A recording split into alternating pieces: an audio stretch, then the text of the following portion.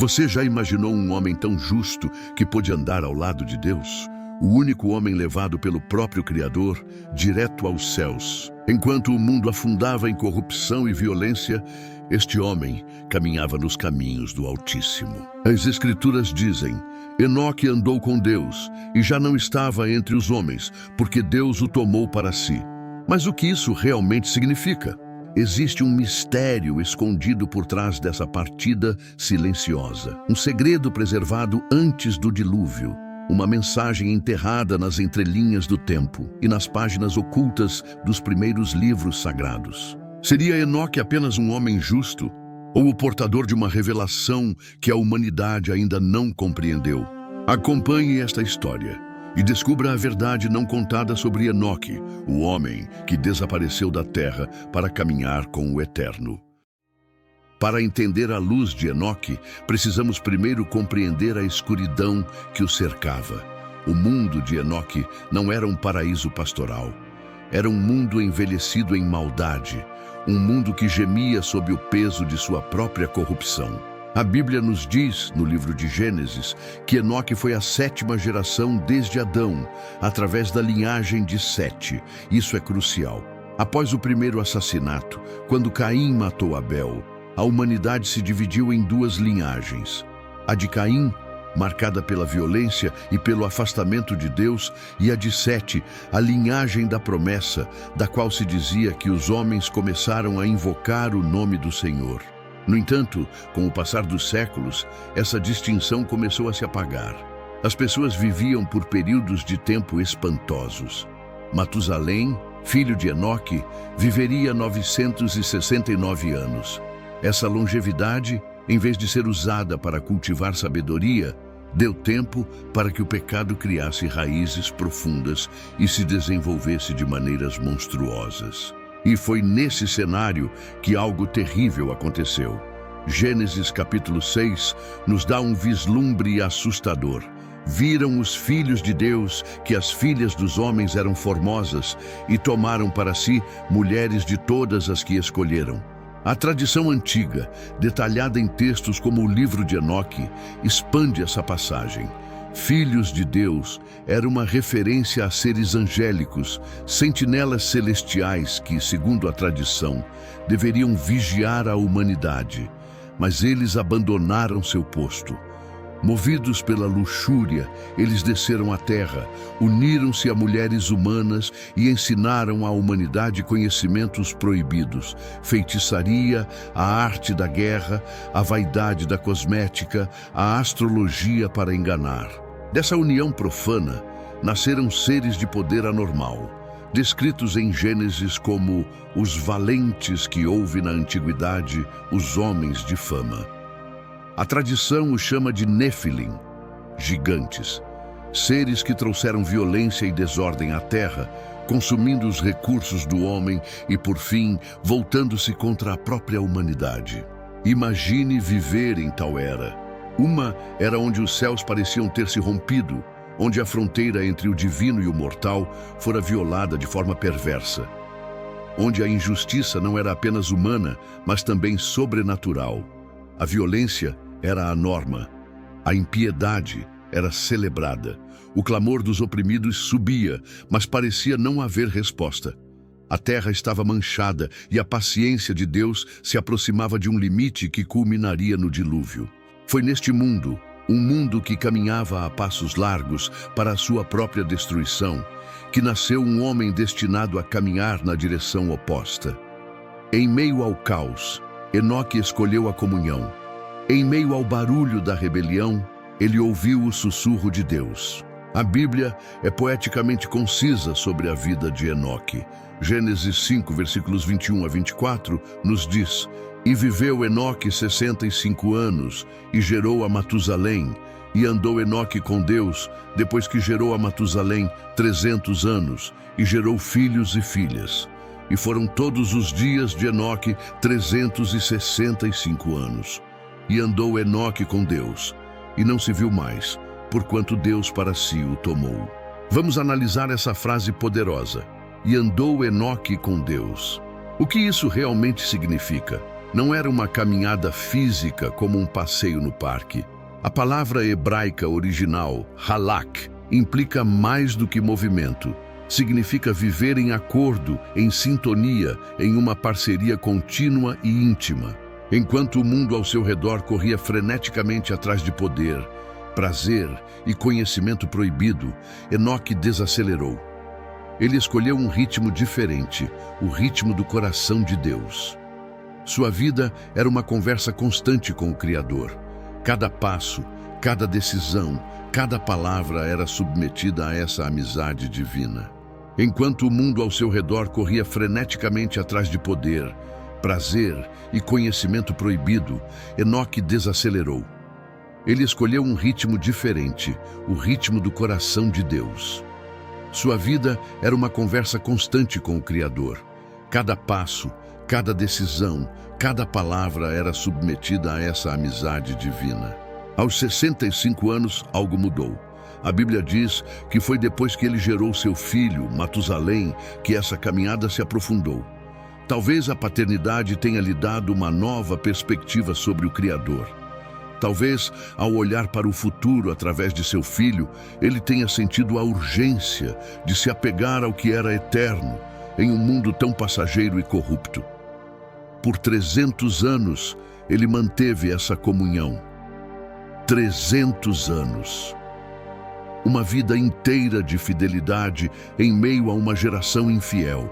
O Novo Testamento nos dá mais uma peça desse quebra-cabeça. Na carta de Judas, versículo 14, lemos algo surpreendente. E destes profetizou também Enoque, o sétimo depois de Adão, dizendo: Eis que é vindo o Senhor com milhares de seus santos, para fazer juízo contra todos e condenar dentre eles todos os ímpios, por todas as suas obras de impiedade que impiamente cometeram, e por todas as duras palavras que ímpios pecadores disseram contra ele. Isso revela que Enoque não era um místico silencioso e isolado. Ele era um profeta, um pregador da justiça. Ele não apenas andava com Deus em particular, mas também falava por Deus em público. Ele confrontou sua geração. Ele os avisou sobre o julgamento vindouro, sobre as consequências de sua rebelião contra o céu. Ele falou da vinda do Senhor para julgar o mundo, uma profecia que ecoa através dos milênios e aponta para o juízo final. Imagine a coragem necessária. Pregar sobre juízo para gigantes e homens violentos. Falar sobre pureza em uma cultura de depravação. Falar sobre um Deus santo para pessoas que se aliaram a anjos caídos. Ele era uma voz solitária no deserto da impiedade humana. Um farol de luz, apontando para o céu, em meio a uma escuridão avassaladora. Se a Bíblia nos dá o quê da vida de Enoque, a tradição antiga, especialmente o livro de Enoque, nos oferece um vislumbre do como. Embora não faça parte da Bíblia canônica para a maioria das denominações cristãs, este livro foi altamente respeitado na antiguidade e foi até mesmo citado, como vimos, na Epístola de Judas. Ele nos pinta um retrato de Enoque não apenas como um profeta, mas como um escriba celestial, um homem a quem foram revelados os segredos da criação. Segundo esses textos, a caminhada de Enoque com Deus foi também uma jornada de aprendizado cósmico. Anjos como Uriel e Rafael o guiaram em visões e viagens espirituais para além do véu do mundo físico. Ele foi levado aos céus, não em sua transladação final, mas em espírito, para aprender as leis que regem o universo. A ele foram mostrados os tesouros da luz e do trovão. Ele aprendeu sobre os portais celestiais pelos quais o sol e a lua passam a cada dia. Ele viu os caminhos das estrelas e as leis que as mantêm em seus cursos, uma astronomia divina que revelava a majestade e a ordem do Criador em contraste com a desordem da terra. Ele viu os depósitos de onde vêm os ventos, as nuvens e o orvalho. Para Enoque, a criação não era aleatória. Era um livro complexo e maravilhoso, e Deus estava lhe ensinando a lê-lo. Sua jornada o levou ainda mais longe. Ele viu o lugar onde os espíritos dos mortos aguardam, viu a separação entre os justos e os ímpios, cada um em sua morada, esperando a ressurreição e o juízo. Ele viu o abismo de fogo preparado para os anjos caídos e para aqueles que seguiram seus caminhos. As profecias que ele pregava na terra não eram teoria, eram realidades que ele havia testemunhado com seus próprios olhos espirituais. A culminação de suas visões foi ser levado perante o ancião de dias, o próprio Deus, em seu trono de glória.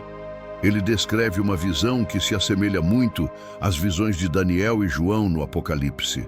Um ser de vestes brancas como a neve e cabelos como a lã pura, cujo trono eram chamas de fogo. E ao lado dele, Enoque viu uma figura chamada de Filho do Homem, o Messias, aquele a quem foram dados o domínio, a glória e o reino. Enoque, o homem da terra primitiva, recebeu uma revelação completa do plano de Deus para a história.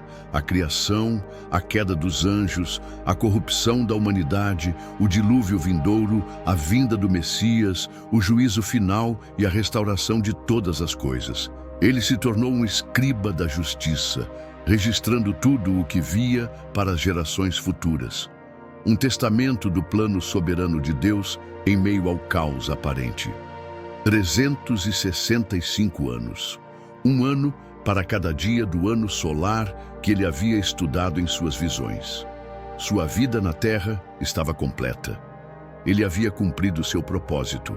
Ele pregou a justiça, registrou as visões divinas e, o mais importante, andou com Deus. O mundo não era digno dele. Sua mensagem foi em grande parte rejeitada. A escuridão continuava a se aprofundar e o juízo das águas era agora inevitável. Mas para Enoque, Deus havia preparado uma recompensa única, um testemunho para todas as gerações. A Bíblia de Gênesis diz simplesmente: "E não se viu mais, porquanto Deus, para si, o tomou."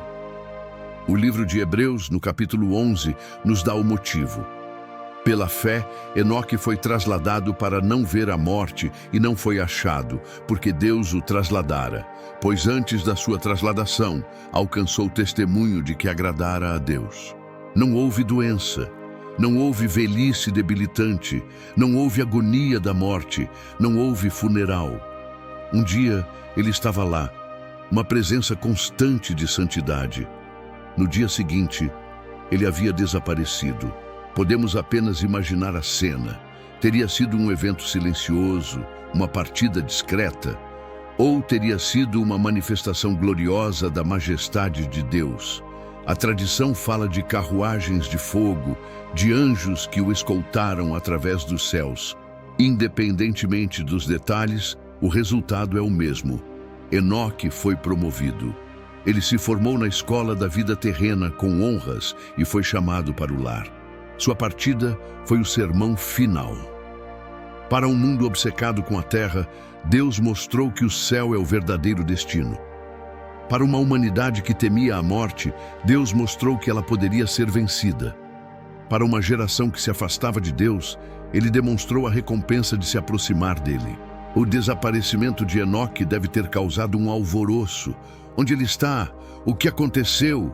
As pessoas o procuraram, mas não foi achado. Como poderia ser? Ele não estava mais no domínio da busca humana. Ele havia atravessado o véu, o primeiro homem a fazê-lo plenamente, corpo e alma, sem passar pelo portão sombrio da morte. Ele era a primícia, a prova viva da esperança da ressurreição e da vida eterna. O legado de Enoque é imenso. Ele foi o precursor. Antes de Elias ser levado ao céu em um redemoinho, Enoque foi tomado por Deus. Antes de Jesus Cristo ascender ao Pai como o primogênito dentre os mortos, Enoque ofereceu um vislumbre da vitória sobre a mortalidade.